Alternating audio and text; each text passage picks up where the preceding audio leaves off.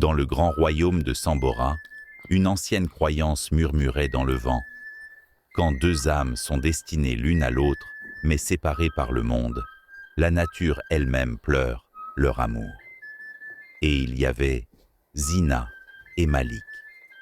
Elle, fille d'un simple forgeron, aux yeux brûlants de rêve et au cœur pur comme l'eau des rivières.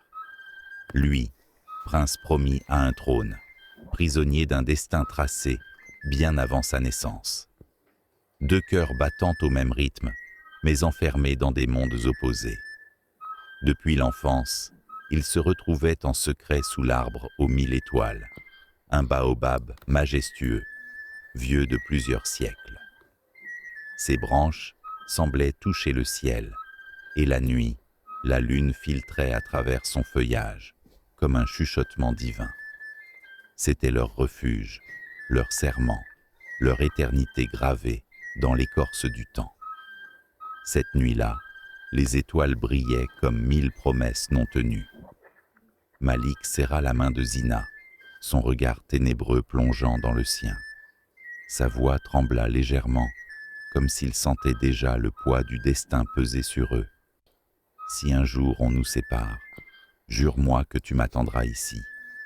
Peu importe le temps, je reviendrai toujours vers toi. Zina sourit doucement, posant sa tête contre son torse, écoutant les battements de son cœur comme une mélodie qu'elle ne voulait jamais oublier. Je te le jure, Malik, mon cœur n'appartiendra qu'à toi, dans cette vie et dans l'autre. Soudain, un vent nocturne se leva, glissant entre eux comme un funeste présage. Un murmure glacial siffla entre les branches du baobab. L'arbre aux 1000 étoiles frissonna. Et, dans le ciel, une étoile filante traversa l'horizon, disparaissant dans l'infini de la nuit.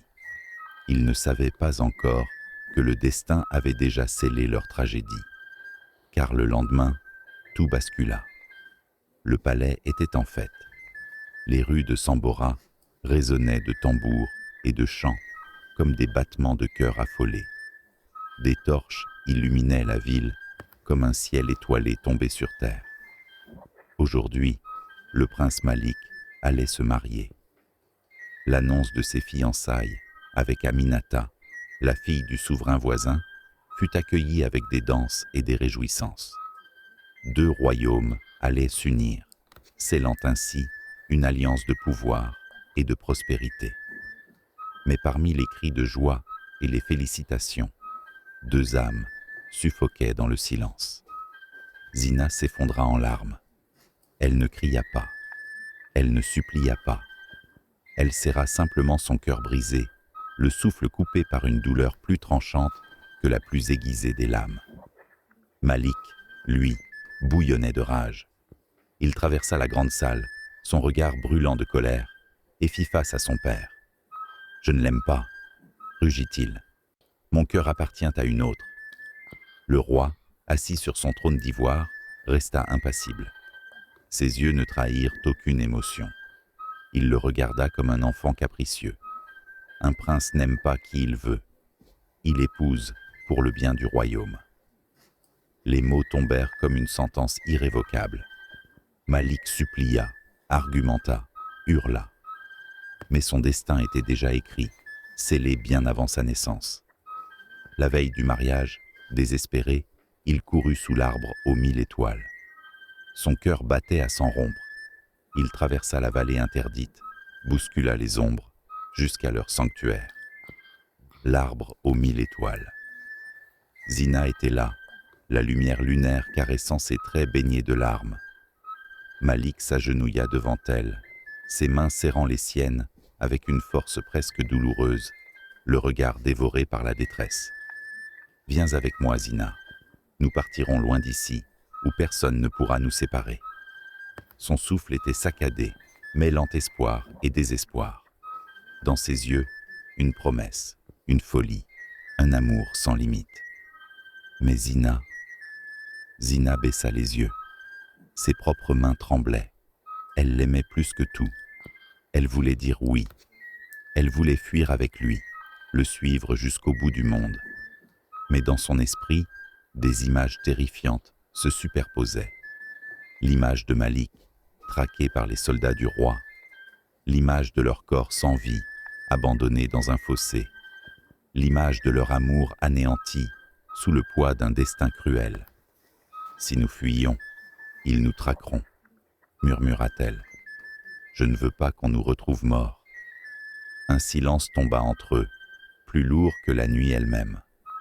Malik sentit son cœur se briser. Je reviendrai pour toi, Zina, dit-il dans un souffle. Je trouverai un moyen. Attends-moi. Elle hocha la tête, mais au fond d'elle, elle savait que ce n'était pas vrai.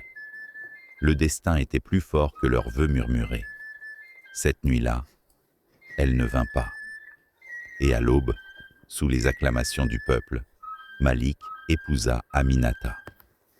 Les tambours résonnaient, les chants fusaient, les bénédictions pleuvaient. Mais au milieu des chants et des bénédictions, il chercha un regard qu'il ne trouva jamais. Car Zina avait disparu. Les jours devinrent des semaines. Les semaines devinrent un gouffre. Et dans ce gouffre, Zina sombrait. Depuis le mariage de Malik, elle errait comme une ombre, un fantôme vivant. Chaque battement de son cœur était une blessure, chaque souffle une douleur. Il était là, quelque part dans le palais, mais il n'était plus à elle. Les nuits étaient les pires. Elle se réveillait en sursaut, le goût amer du regret sur la langue. Pourquoi n'avait-elle pas fui avec lui? Pourquoi avait-elle laissé la peur la dévorer? Pourquoi? Pourquoi? Son esprit n'avait plus de repos. Même ses rêves lui étaient devenus ennemis. Jusqu'à ce soir-là, jusqu'à ce parchemin glissé sous sa porte. Un vieux papier, froissé, taché d'une encre sombre qui semblait encore brûler. Elle le déplia lentement, son cœur tambourinant comme un coup de tonnerre dans sa poitrine. Zina, je t'attends encore. Viens à notre arbre ce soir, où je saurai que ton amour n'était qu'un mensonge. Ses doigts tremblèrent en serrant la lettre contre son cœur. Son souffle se coupa. Son monde chavira. Il l'attendait encore. Il croyait encore. Les larmes ruisselèrent sur ses joues. Elle voulait courir, se jeter dans ses bras, lui dire qu'elle l'aimait plus que tout, que rien n'avait changé. Mais le poids du passé l'écrasa. Elle avait déjà hésité une fois. Elle l'avait déjà laissé seule sous cet arbre. Et cette hésitation, cette unique seconde de doute, suffit. Car cette nuit-là, Malik disparut. Le lendemain, son absence devint un silence assourdissant. Aucun serviteur ne l'avait vu. Aucun garde ne savait où il était allé. Le prince du royaume s'était volatilisé. Et Zina comprit trop tard qu'elle venait de le perdre. Le deuxième jour après la disparition de Malik, un silence étrange s'abattit sur le royaume.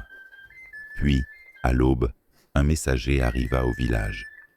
Son cheval galopait à vive allure, soulevant un nuage de poussière qui semblait annoncer un funeste présage. Son visage était pâle, son regard éteint, un présage de malheur. Et lorsque sa voix trembla sous le poids de la nouvelle, le ciel lui-même sembla s'obscurcir. Le prince Malik est mort. Un frisson d'horreur parcourut la foule. Mort? Le prince, leur prince, était mort? Les murmures explosèrent comme des éclairs dans une tempête. Certains disaient qu'il avait été assassiné. D'autres murmuraient qu'il s'était jeté dans le vide. Mais tous s'accordaient sur une chose. On avait retrouvé son corps sans vie au pied de la falaise sacrée. Un lieu maudit. L'endroit où seuls ceux qui ne veulent plus vivre s'aventurent. Zina, elle, n'eut aucun doute. Elle sut. Elle sut qu'il était mort en l'attendant. Elle sut qu'il avait veillé sous leur arbre, espérant jusqu'au dernier instant qu'elle viendrait. Elle sut que c'était son absence qui l'avait brisée, plus encore que le poids d'un trône sans amour. Ses jambes cédèrent sous elle. Elle s'effondra dans la poussière du village, un cri muet étouffé dans sa gorge. La douleur était un brasier qui consumait son âme. Elle voulait hurler. Elle voulait s'arracher le cœur. Elle voulait mourir. Car c'était elle. C'était elle qui avait hésité. C'était elle qui ne l'avait pas rejoint. C'était elle qui l'avait laissé seule dans la nuit, à attendre un amour qui ne viendrait jamais. Et maintenant, il n'était plus. Un vent violent se leva soudainement, fouettant son visage trempé de larmes. Et, dans ce vent, elle crut entendre une voix. « Viens avec moi, Zina. » Un dernier murmure, un dernier écho d'un amour devenu poussière. La pluie tombait en torrent, noyant la terre sous un linceul de larmes. Le ciel pleurait, le vent hurlait.